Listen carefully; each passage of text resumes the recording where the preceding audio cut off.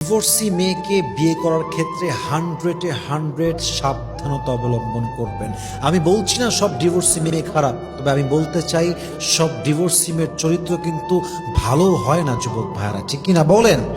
কিছু কিছু ডিভোর্সি মেয়ের গায়ে এত কলঙ্কের দাগ থাকে, জাস্ট ডিভোর্সের কলঙ্ক নয়, বরং এর চাইতে আরো জঘন্য অবৈধ কলঙ্কের দাগ থাকে, যে কলঙ্ক এরা লুকিয়ে চলে।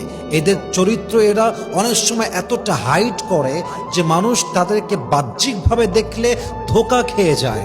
অতএব আমি উইথ ডিউ রেসপেক্ট বলছি, সব ডিভোর্সি মেয়ে যেমন ভালো হয় না, সব ডিভোর্সি মেয়ে তেমন খারাপও হয় না। কিন্তু আপনি যখন ডিভোর্সি মেয়েকে ভালোবেসে মায়া করে বিয়ে করতে যাবেন, আমি নিষেধ করব না, তবে আপনি ধোঁকা যদি খেতে না চান 100 জাস্টিফাই করবেন, কারণ সব ডিভোর্সি মেয়ের চরিত্র কিন্তু খুব বেশি একটা সুবিধার হয় না, ঠিক কিনা বলেন?